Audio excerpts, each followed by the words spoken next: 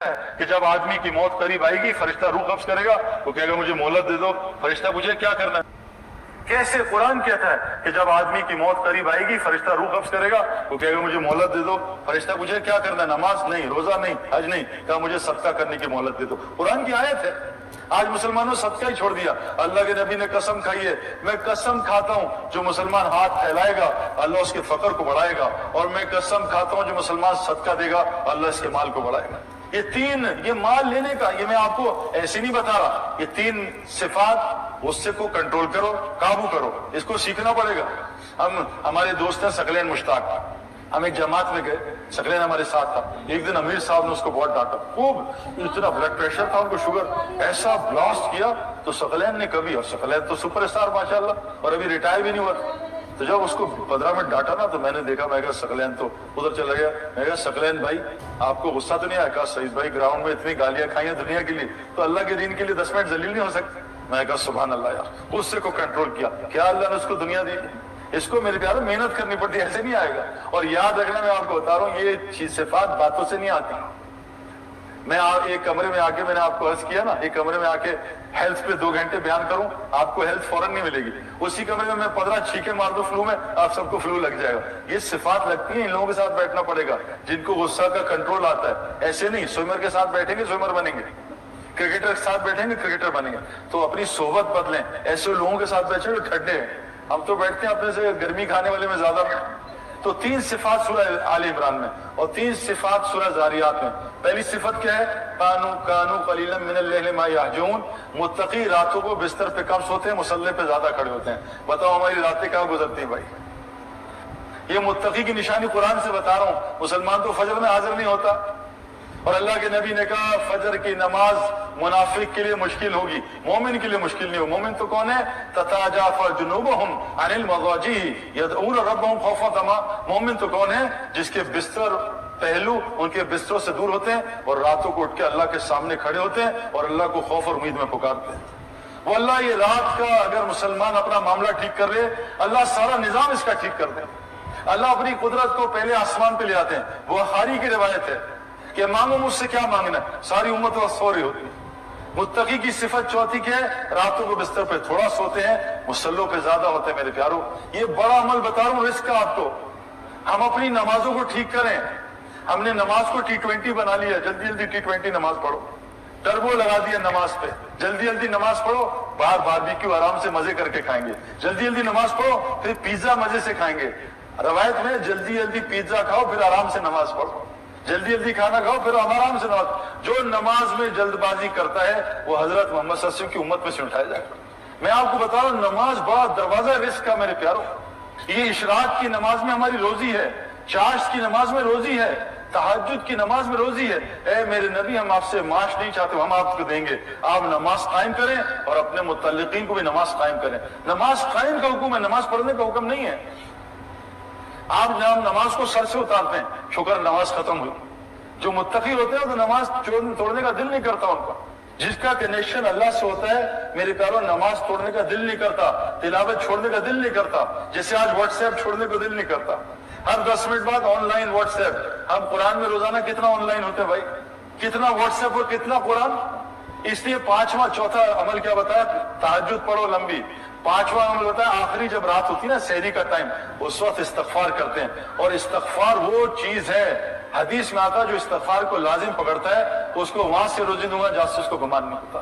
اور یہ جو اولاد کا نسخہ استغفار کا ہے، کیا نسخہ ہے؟ 300 دفعہ استغفار کرو، جتنا گناہ کبیرہ چھوڑ دو، اور سورہ نوح کی 10، 11، 12 نمبر آیت کثرت سے پڑھو، اور حضرت زکریا علیہ السلام اور حضرت ابراہیم السلام کی اولاد کی دعائیں 2 پڑھ لو۔ یہ چند مہینے کر لو بے اولاد کو۔ ایک آدمی کو میں نے بتایا 17 سال بعد اللہ نے اولاد دی۔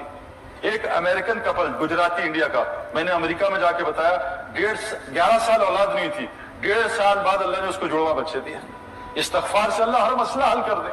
تو کہا یہ متقی سحری میں استغفار کرتے ہیں۔ اور چھٹی چیز پھر بتائی، ہر ساحل اور محروم کو عطا کرتے ہیں۔ اس کے نیچے اللہ نے کہا آیت، ان 3 صرف عمل کے نیچے بتایا، اور فی السماء رزقکم وما توعدون، تمہارا رزق اعمال کے ساتھ جڑا ہے، اس کے ساتھ نیچے نہیں جڑا۔ میرے پیارے دوستوں، دعوت کا کام چھوڑنے کی وجہ سے ہمارا ایمان خراب ہوا، اور جہاں رزق ہے وہاں ہمیں نظر نہیں آ رہا۔ اس کے لیے تبلیغ والے کہہ رہے ہیں بھائی اس دعوت کے کام کو واپس کر لو، میرے پیاروں گزارش میری آپ سے ہے، ہمارے جو ہم سے سب سے بڑا مسئلہ ہوا، ہم سے دعوت کا کام شیطان نے چھین لیا۔ کبھی کبھی زندگی میں ہمیں ایمرجنسی فنڈز کی ضرورت ہوتی ہے، لیکن سمجھ نہیں آتی کہ کیسے ارینج کریں۔ انٹروڈیوسنگ پیسے یار۔ جو مسلمان دعوت نہیں دے گا، یہ سارا دن نفس اور شیطان اس کو دعوت دے گا۔ ہم یہ دعوت 3 دن نہ جانا، یہ کوئی سنت نہیں ہے، یہ چلا لگانا کوئی وہ حدیث سے ثابت نہیں ہے، یہ تو مسلمان کو دائی بنانے کی محنت ہے، یہ ایک طریقہ کار ہے کہ مسلمان اس محنت پہ آ جائے۔ کرکٹ کی پریکٹس کے لیے نہیں ہے، اس لیے تاکہ یہ کرکٹر بن جائے۔ یہ جو بیان ہے یہ موبائلوں کے لیے نہیں ہے، آج ہمارا بیان موبائلوں میں ہوتا ہے، بیان کا ایک حصہ ہمارے اندر نہیں ہے۔ ہمارا قرآن موبائل میں، 20 کتابیں حدیث کی موبائل میں، ہمارے جسم میں ایک کتاب بھی نہیں ہے میرے پیاروں۔ بعض لوگ ریکارڈنگ دبا کے سو جاتے ہیں بیان میں، زندگی بھر کبھی بیان نہیں سنتے موبائل کا۔ بیان یہ بات ہمارے لیے، اس کے لیے جو گزارش ہو رہی ہے آپ سے، ہر مسلمان دائی بن جائے۔ حضرت محمد صلی اللہ علیہ وسلم کی اتباع، آپ علیہ السلام دن میں مدثر تھے اور رات میں مزمل تھے، دن میں مجنون کی طرح لوگوں کو دعوت دیتے تھے۔ حدیث میں آتا ہے ایمان کی تجدید کرو۔ کہا ایمان کی تجدید کیسے کریں؟ کہا لا الہ الا اللہ کہا کرو۔ ہم صرف پڑھنے میں لگ گئے، پڑھنا الگ محنت ہے۔ جو لا الہ الا اللہ کا ذکر تنہائی میں نہیں کرے گا، اس کی دعوت میں اللہ جان نہیں رکھیں گے۔ جو تنہائی میں دعا تلاوت نہیں کرے گا، اس کی دعوت پھوکی ہوگی۔ لیکن حکم ہے ایمان کی تجدید کرو، لا الہ الا اللہ کو کثرت سے بولا کرو۔ میرے پیارو، آج ہم نے کلمے کو بولنا چھوڑ دیا، کلمے کی دعوت چھن گئی۔ یہ اتنا بڑا عمل ہے، قرآن کہہ رہا ہے وَمَنْ أَحْسَنُ قَوْلًا مِّمَّنْ دَعَا إِلَى اللَّهِ، سب سے احسن عمل لوگوں کو اللہ کی طرف بلانا۔ اللہ فرما رہے ہیں وَاللَّهُ يَدْعُو إِلَى دَارِ السَّلَامِ، اللہ کہہ رہے ہیں میں بھی دائی ہوں۔ وَاللَّهُ يَدْعُو إِلَى الْجَنَّةِ وَالْمَغْفِرَةِ، اللہ جنت اور مغفرت کی دعوت دے رہے ہیں۔ تمام انبیاء دائی تھے، یہ امت بھی دائی ہے۔ آج امت نے دعوت کا کام چھوڑا، حضور صلی اللہ علیہ وسلم جب میری امت دعوت کا کام چھوڑے گی، اللہ ان پہ ظالموں کو مسلط کرے گا، ان کی دعاؤں کو قبول نہیں کرے گا۔ دشمن کے خلاف مدد مانگیں گے، میں ان کی مدد نہیں کروں گا۔ قرآن وحی ہے برکت، میں ان کو قرآن وحی کی برکت سے محروم کر دوں گا۔ آج مسلمانوں کو قرآن سے کوئی فائدہ نہیں ہو رہا۔ قرآن میں شفا ہے، کس مسلمان کو قرآن سے شفا مل رہی ہے؟ سورہ فاتحہ میں شفا ہے، کتنے مسلمانوں کو شفا سورہ فاتحہ سے ملتی ہے؟ زیتون میں، انجیر میں اور شہد میں شفا ہے، کتنے مسلمانوں کو اس سے شفا مل رہی ہے؟ پوری دنیا کے مسلمان دوائیوں میں غرق ہوئے ہیں میرے پیاروں۔ لیکن شفا کس کے لیے؟ مومن کے لیے۔ مومن بننے کی یہ محنت ہے۔ اس کے لیے آپ سے گزارش کر رہے ہیں، چند گزارشات میں آخری آپ سے کر رہا ہوں میرے پیاروں۔ چلا 4 مہینے 3 دن بعد کی بات ہے۔ ایک چیز دیکھو، روزانہ جم جاؤ گے تو مسل بنیں گے، اور یاد رکھنا کسی چیز کا نور چاہتے ہو اس میں تھکنا پڑتا ہے۔ جو آدمی جاگنگ میں تھکے گا نہیں، وہ ساری زندگی اسٹیمنا نہیں بنا سکتا۔ جو آدمی جم میں تھکے گا نہیں، ساری زندگی اپنے مسل نہیں بنا سکتا۔ جو آدمی میدان دعوت میں تھکے گا نہیں، اس کو دعوت کا نور کبھی نہیں ملے گا۔ میری آپ سے گزارش ایک ہے جس سے مجھے بہت فائدہ ہے، روزانہ 2 گھنٹے دعوت، اعمال دعوت کے لیے نکالا کرو۔ روزانہ 2 گھنٹے اللہ کو بولا کرو، فرشتوں کو بولا کرو، آخرت کو بولا کرو، قیامت کے 50,000 سال کے دن کو بولا کرو۔ آج ہمارا ڈسکشن کیا ہوتا ہے؟ کل کیا ہوگا، پرسوں کیا ہوگا، ڈگری کے بعد کیا ہوگا، ماسٹرز کے بعد کیا ہوگا، شادی کے بعد کیا ہوگا، بچے ہوں گے کیا ہوگا، اور بھائی مرنے کے بعد کیا ہوگا۔ ابھی ایک خبر آ جائے کہ چائنا یوں کر رہا ہے، امریکہ، مسلمان پریشان ہو جاتے ہیں، اور موت کے بعد کیا ہوگا؟ اللہ کے نزدیک ساری دنیا مچھر کا پر بھی نہیں۔ جب اللہ حساب کتاب لیں گے میرا کہ بتا دنیا میں تجھے بھیجا کیوں تھا؟ ایک آدمی نے موٹر سائیکل ہی ادھر سے نکلا، ادھر نکلا، ادھر، بھائی کہاں جا رہے ہو؟ کوئی پتہ نہیں، بس ایسے ہی چلا رہا ہوں۔ وہ کہ تمہارا جا کیا رہے ہو؟ ہمیں مقصد ہی نہیں پتا کیوں آئے۔ میری ایک گزارش ہے، بہت آسان کام ہے، 2 گھنٹے دن میں نکال لو کہ میں 2 گھنٹے دن میں دائی بنوں گا، اللہ کی طرف لوگوں کو بلاؤں گا۔ 2 گھنٹے، اور 1 گھنٹہ رات کا نکال لو کہ رات کو اللہ 1 گھنٹے تجھ سے بات کروں گا۔ 3 گھنٹے دین کو دے دو، 21 گھنٹے دنیا کا کام کرو، اللہ آپ کی دنیا جنت کی دنیا بنا دے گا ایمان سے۔ جنت کی ساری نعمتیں، عزت، محبت، سکون، چین، اطمینان، بے خوف زندگی اللہ دنیا میں دے گا۔ یہاں ایپیٹائزر ہے، وہاں مین کورس ہے۔ اس کے لیے شرط ہے ہم دائی بن جائیں۔ اگر دائی نہ بنے میرے پیارو، اللہ تعالیٰ عذاب فوراً نہیں بھیجتے۔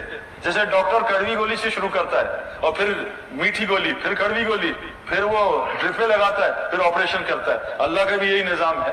تو آج جو مسلمانوں پہ حالات آئے ہیں، کڑوی گولیاں شروع ہو گئی ہیں، اب پھر آپریشن بھی ہے۔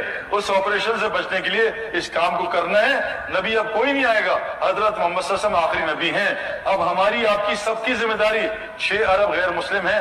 میرا ایک آپ سے سوال ہے، شیخ سدیس صاحب جمعہ پڑھا رہے ہیں مسجد حرام میں، پیچھے 10 لاکھ آدمی کھڑے ہیں، اور شیخ سدیس صاحب نے جمعے میں کہا اللہ اکبر، خطبے کے بعد نماز شروع ہو گئی اور سورہ فاتحہ شروع کر دی، اور سامنے ایک بچہ ہے 10-11 سال کا نابالغ, وہ کہے چیخے مارے کہ شیخ سدیس میرے کپڑے آگ لگ گئی ہے, مجھے میری جان بچاؤ, میں جل نہ جاؤں. بتاؤ شیخ سدیس نماز ختم کرے اور بچے کو جلنے دے یا نماز توڑ کے بچے کی جان بچائے؟ بتائیں بھی کیا کرے؟